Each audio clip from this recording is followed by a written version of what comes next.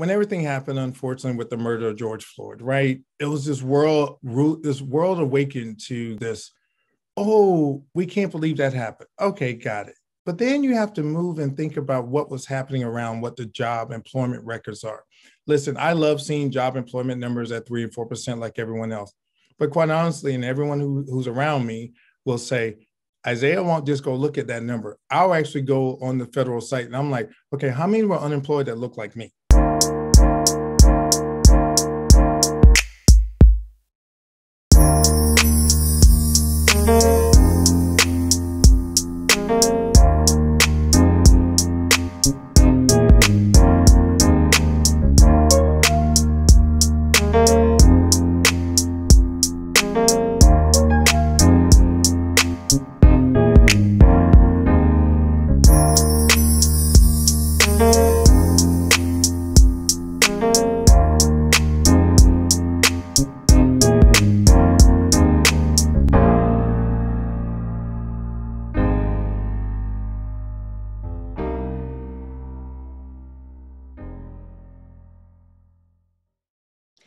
Welcome back to the Foxworth Theory. I'm Eugenia Foxworth with part 2 of our conversation with business entrepreneur Isiah Reese, CEO, co-founder of Blaze Fire Games, and CEO of Aparian Global Institute. Blaze Fire Games empowers the sports enthusiasts experience. The company is a leading virtual online gaming and esports content creator provider, brand integrator, and online competitive and non-competitive gaming esports community host operator. As for Aparian Global, this company provides executive leadership for online e-learning global infrastructure digital education service provider with 27 distributions, category channels, and 2,000 available professional certificate offerings. Today, I would like to welcome Mr. Reese back, and I know that those of you who saw part 1 have been waiting patiently. Welcome back, Mr. Reese. It is my pleasure, Ms. Foxworth. It is a pleasure for me to be back again for another show. Been anxiously waiting. So let's talk about the virtual online gaming world, which is a multi-billion-dollar industry, and how it relates to people of color. You did tell us some things, but there's more. There seems to be a chasm between the money, pots spent, and those who work in that industry. How far apart are the numbers? Oh my gosh.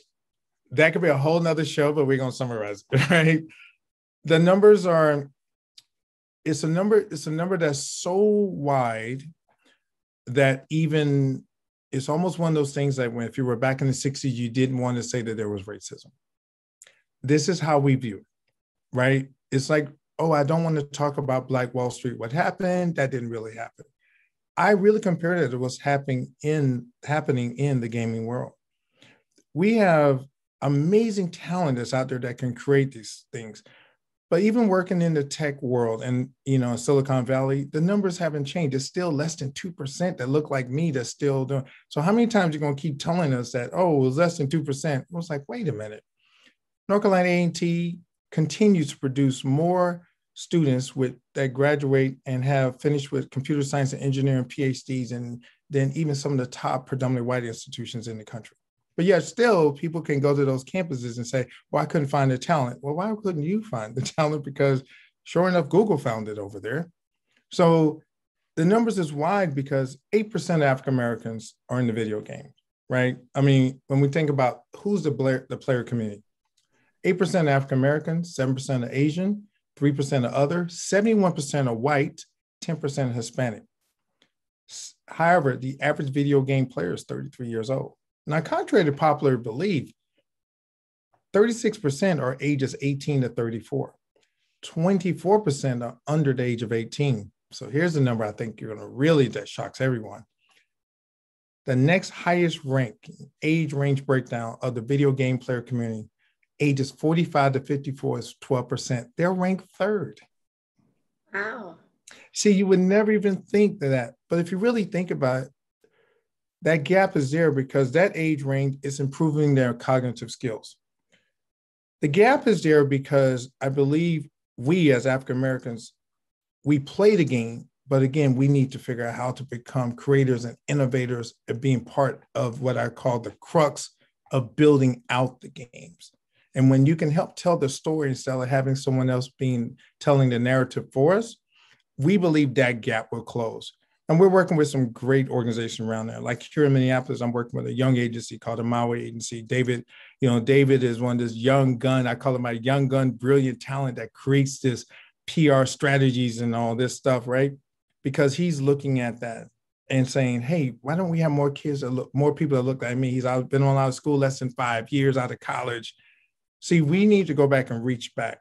So in order for us to close this gap, we need to figure out and be upfront to address the gap. We don't have enough women of color in it. We don't, and there's some great groups out there. We don't have enough African-American youth, which goes then back to our juvenile system and working on those things, saying, close this gap by going to finding the talent where you wouldn't normally look for it at.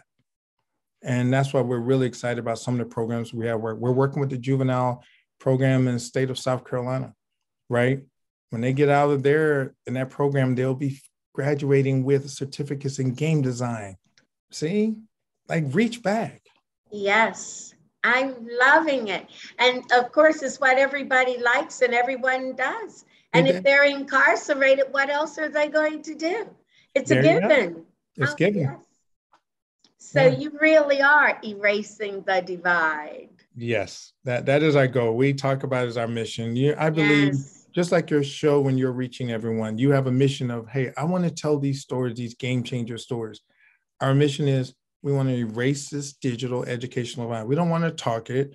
We're going to walk the talk because we want to help people realize their true innate ability of saying, listen, we created music, we created beats, and okay, monetize that. There's nothing wrong with that. Monetize it. Absolutely. Now, there are colleges and universities that offer degree studies in gaming, coding, and the like. Yes. With the work you do with HBCUs, tell me, how many offer a degree in that area? Oh, yes, absolutely. So so I'm going to start back with one of our contractors that works with us. I know he'll be proud to hear this. Up until, I'm going to say 2022, let's say that. However, Kentucky State University, unbeknownst to many people, actually was the only HBCU with a video game and design degree track. For years, it was out there. The school in Kentucky, do we blame it on the school for not letting everyone know? No, they produced a lot of good talent out there. We just had to make sure we let everyone know that. And then fast forward, you have a number of programs that have really come out. But your question around degree, I would say right now, and there are more forthcoming, some that will be released in about another 3 weeks, an onslaught of new announcements coming from our company, Blazefire Games, with some tracks. We work very closely with those academic officers. Benedict College in Columbia, South Carolina, that we work very closely with, just launched the first undergraduate esports dedicated degree track. Now, there are other schools out there like Morris Brown College, who's now, gotten their accreditation back, and we're really excited about that. So to the president there, great job. He has as a general studies, degree, degree track. So that's great. But you have dedicated one to be Benedict College. And again, next month, coming in September, I'm going to be so proud to see that we're going to have almost 10 plus more HBCUs that will be announcing programs, with the work that we've been doing with their academic offices in their dedicated track, St. Augustine University in Raleigh, North Carolina, and their mass communication in esports. We tell our schools, be good at what you're good at. It's a lot of work. Again, don't just be the consumer, be the innovator and the creator. Absolutely. But that really was a surprise to me. Right. It really was quite a surprise, because I know those of us who can't sleep at night because we're thinking about tomorrow. I'm Right. seeing all these gamers, and one in particular, I don't know if we can say the name, but you work with them, and that's the one that everybody knows. Absolutely. Sports. You know, you're exactly right. And I love the fact that what you're saying, right? I mentioned the age range, right? So we don't call them senior citizens. We have this term internal in our team. We call them AOAs, active older adults, right? So we've coined the term active AOAs because what we've done, we're working. So here's one of our programs we're working with. We're taking kids who are generation way after all of us, right? And we're partnering with AOAs and community centers. So you may have someone who was, I'm going to call her 78 to 80, who was probably using a word a little different back then in the time frame. We particularly intentionally partnered them up with people of color, because now it goes from, hey, that boy word, to that young kid who was a 17-year-old kid with dreads and who's an academic honor roll is now helping you extend your life because they're teaching you a new skill of cognitive skills. So we look at programs like that. And when we do this gaming piece, we say to ourselves, how do we help build a community of what we call a borderless community? In other words, to build a borderless community, you need to build a borderless community that maybe, let's make this colorblind. And if we can make this colorblind, then eventually we will get there to this part of what we call this end game of what we believe the world should really be like, or what the US should be like. And that is, how do we build up communities? But we first understood we first had to start with our communities. Absolutely. So you've also done outreach, as you said, to the prisons. Yeah. And to me, has it been really successful? I will say, honestly, it's been a long, challenging process. And for those who, I tell people, everyone is looking at the now and where we're headed. I'm like, you have no idea. For those who've been around my team, know for years we've been, oh my gosh, for years, Ms. Foxworth, we've worked through. You'll go to this state and they'll say, oh, we're almost there. And then they'll back out of the deal, because then you realize it was such a money play. You're talking about a multi-billion-dollar industry. Of course, they didn't want you to have everyone getting out of jail, prisons with a skill, because I'm getting paid billions of dollars to keep you in here. We said, nope, stop. So we've been doing a lot of work. Has it been successful from the beginning? No. Is it on the right path where we are? Absolutely. As we are working with schools like Morris College and some of the other programs who have inmate programs, to be able to now go inside the walls, because we tell them, say the words, you're inside walls. Go inside the walls. That's the only way we're going to stop the, what we call the playground to the prison yard, pipeline, right? Go inside the walls and let them learn how to do cybersecurity in esports, video game design in esports, because when they get out, think about it. Chances of them checking up, they're going to be afraid to put, I went to prison on an application. Guess what? You can work from home, contract yourself out, and make $90 an hour. So you have no reason to go back inside the walls. We're really excited about some new news we'll be announcing with a very large federal inmate organization. As we work through with them, we're going to be so excited that we're going to prevent them from going back in the walls. Again, starting at families, because that's a family structure. Yes. Juveniles, the same way with the work we're doing with South Carolina Department of Juvenile Justice. This is wonderful. Now, let's talk about the numbers. Who owns the most mobile devices here in the States? And how does that research play into the work you do? Absolutely. Well, as I look at you on this camera, I'm telling everyone and all your listeners, they look like her. So 73% of African-American women own mobile cell phones. Why? That's how they're paying their phone bills. So here we are again, we're the consumers. But on the contrary, on the side, that's an opportunity both for education as well as gaming. Gamers spend 3 hours and 44 minutes a day on their phones playing mobile games. That's a lot of time of how your brain could be used, right? So we've made an intentional effort to ensure that our educational courses will start being advertised on our mobile game partners, right? Because if you're going to be there, I need that to flash up in front of you, not the Pandora song. I need you to say, hey, want to upskill yourself?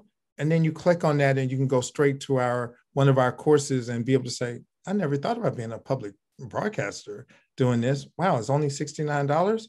I'll do that. Because I tell people, if you can't invest $69 in yourself, then maybe you should be thinking about something else about your life, right? So we're really excited about the fact that we spend a lot of time, but now we're making an intentional effort to introduce programs where kids and adults, even up to AOAs, can actually create their own mobile app games. We're so excited about our next wave of where we're headed.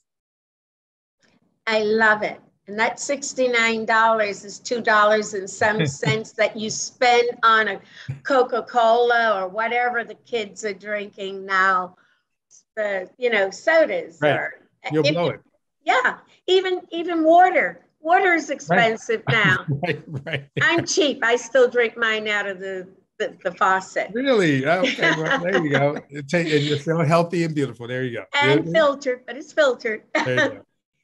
Now, any words of wisdom or advice you can offer those who want to pursue a career in the online gaming world, especially our youth?